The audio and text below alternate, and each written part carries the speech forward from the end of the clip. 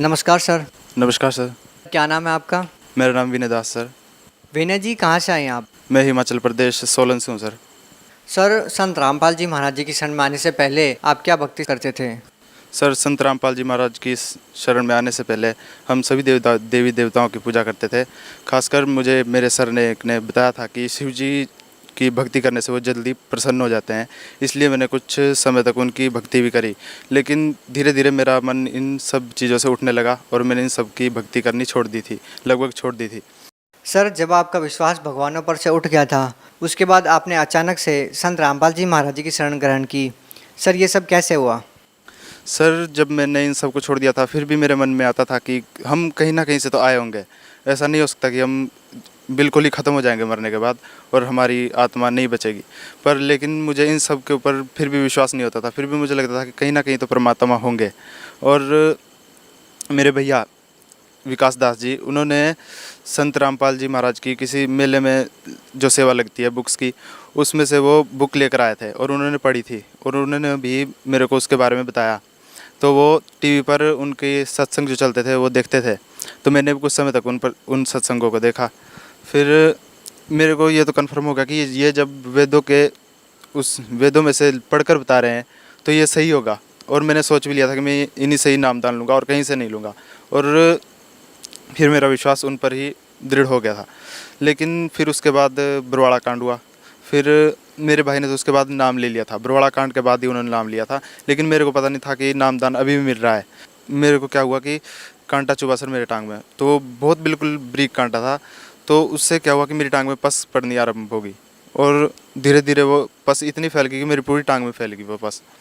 तो हम घर में मेरे भैया आए, उन्होंने मेरे को बोला कि तू नामदान ले ले। पहले तो मैं मना करता रहा क्योंकि मैं गलत संगत में पड़ा हुआ था और गलत संगत इतनी जल्दी छूटने वाली थी नहीं, पर मैं नाम भी लेना चाहता था। फिर 2-3 दिन तो मैंने मना करी। तब बाद में जब उन्होंने बोला तू चल पड़, तो मैं सोच लिया कि मैं जाऊँगा। तो मेरे को लेके चले, तो उन्होंने बोला इससे पहले हॉस्पिटल में भी दिखाएंगे तेरे को, तेरी टांग में हो रहा है। तो जब हम हॉस्पिटल में गए तो उन्होंने बोला भी नहीं तेरे को इतनी खतरनाक बीमारी है, तू अभी तक था कहाँ पर। क्या बीमारी थी आपको?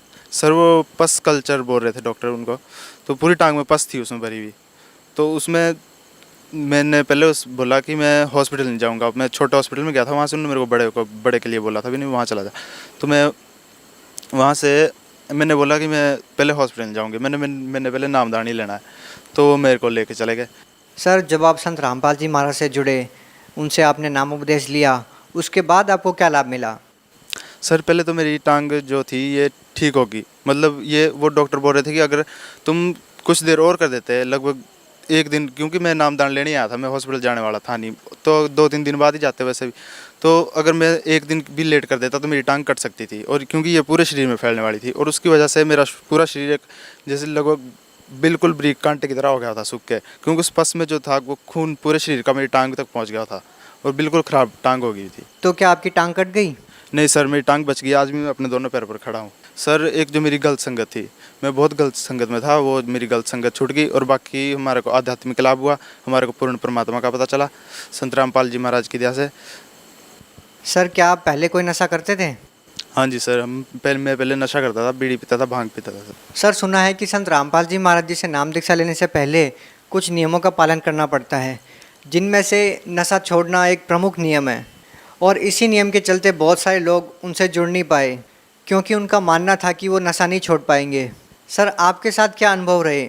आप एक दिन में नशा कैसे छोड़ पाए?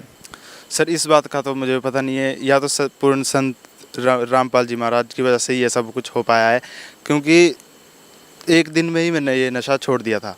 तो जब संत रामपाल जी महाराज ने मुझे प्रथम मंत्र दिया तो उसके जाप से ही मुझे नशे से घृणा होने लगी और उसके बाद मेरा नशा छूट गया, एकदम छूट गया बिल्कुल। सर, मैं इस बात से काफ़ी हैरान हूँ कि संत रामपाल जी महाराज जी भी जेल में हैं। 2015 में जब आपने संत रामपाल जी महाराज जी से नाम लिया, आप उस टाइम में हिमाचल प्रदेश में थे। तो ऐसा कैसे पॉसिबल हो पाया कि संत रामपाल जी महाराज जी ने जेल में बैठे बैठे आपको ठीक कर दिया?